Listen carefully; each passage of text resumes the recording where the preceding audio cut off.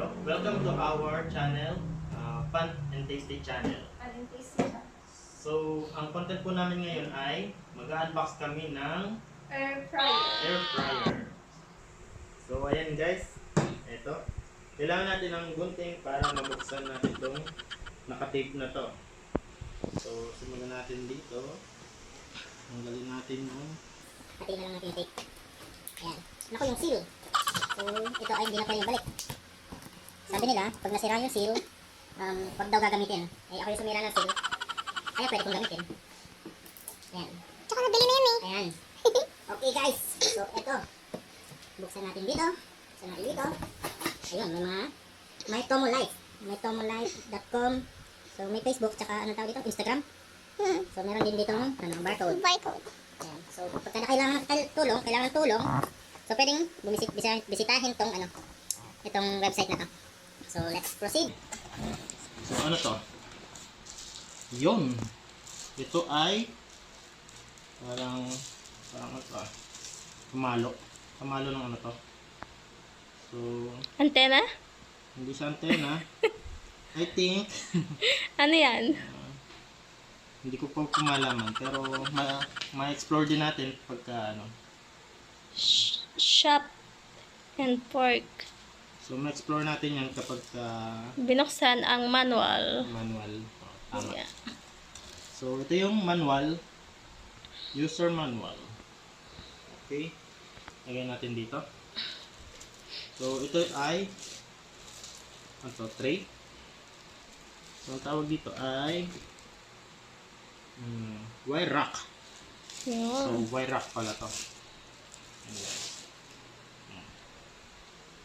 Wire rack. Anong ginagawa dito? Pwede dyan mag-ihaw ng fish tsaka pork. Fish and pork. So, nakapatong lang, no? Yes. Okay. Guys, lalabas natin yung unit. And then, patong natin dito. Patong natin siya. So, iangat na konti.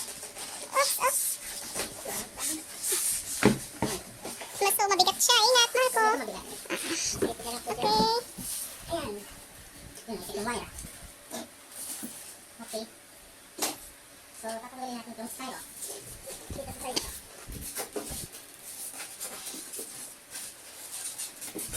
Okay, dahan-dahan. Yung dito sa kabila. Wala ka tayo. Yan. Mas ka tayo.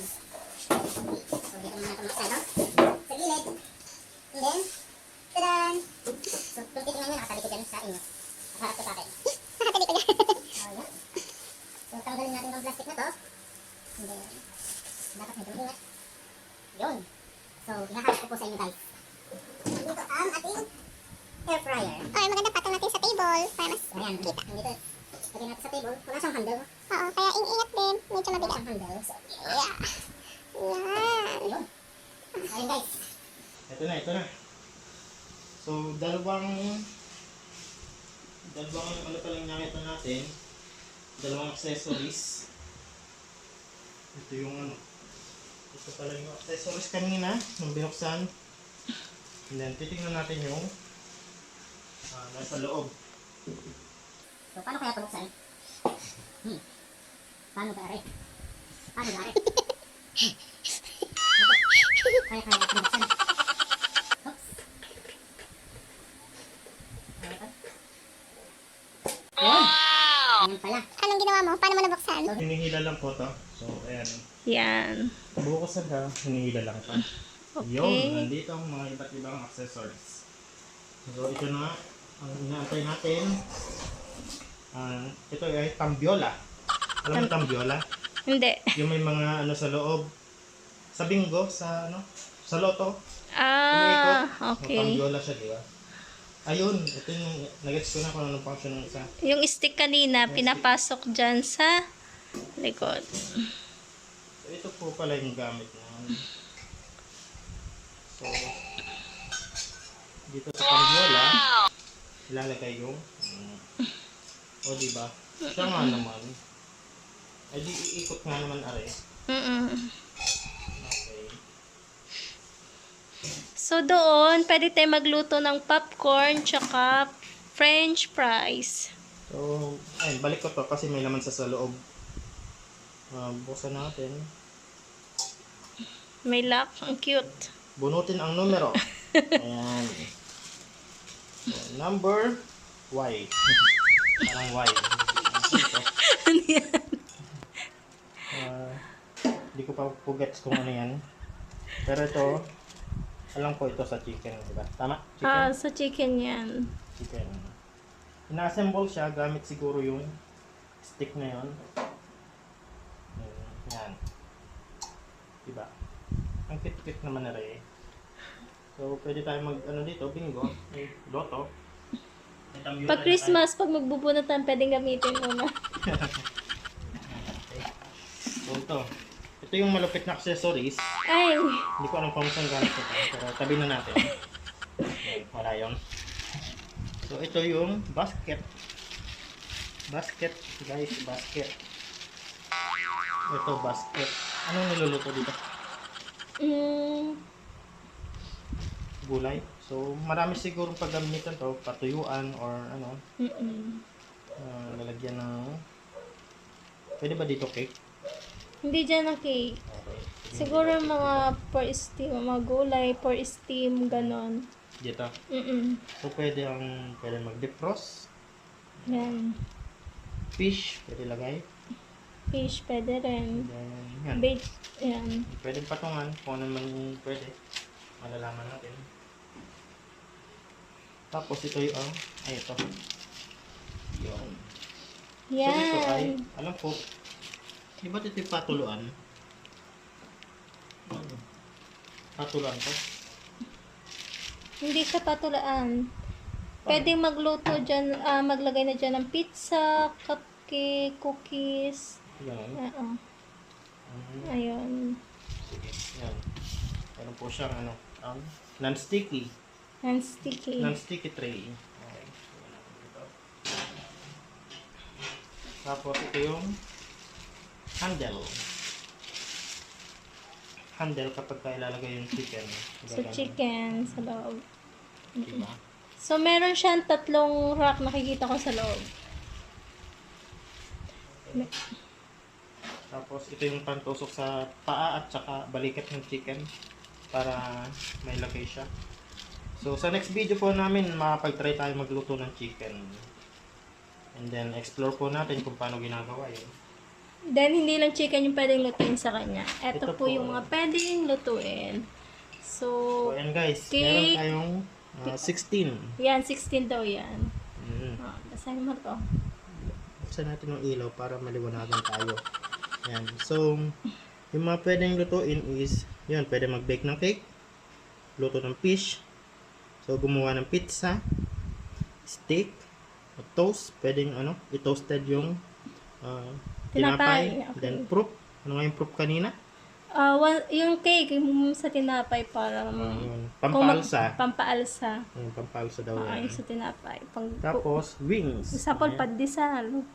Pandesal, tama. Tapos kasunod tong wings, yun, pwedeng gumawa ng cookies. Cookies. So, pwede din mag-defrost yung mga frozen goods natin, pwedeng ilagay dito para ma-defrost. Ito, yung picture niya parang barbecue, pero nakalagay skewer. So, barbecue nga siguro yan. Oo nga. And then, chicken, yan, paborito natin, chicken. And then, merong popcorn, dehydrate. So, dehydrate, paano nga itong dehydrate? Pantanggal ng tubig sa Sa pagkain. sa pagkain. Kung ipe-preserve. Yun, ito pwede din magpainit. At saka pwede magluto ng mga vegetables. Ayan.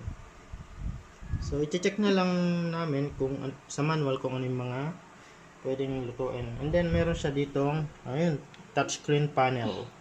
And then titingnan natin 'tong loob ng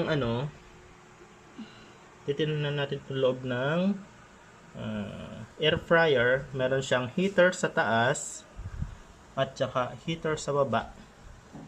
And then itong wall ng Meron air fryer, stainless. So hindi siya basta-basta kakalawangin.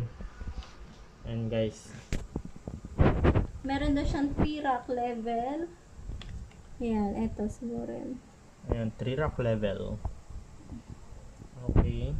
Tapos ito, naka LCD display na rin daw siya. LCD display. Touch screen pa to. So yung time at saka yung ano, dito siya lumalabas. Temperature din siguro. Time at saka temperature. Ano pa? Doon sa temperature, meron siyang 50 to 200 degrees Celsius. So, adjustable yung temperature niya. Then, meron din siyang 60 minutes timer.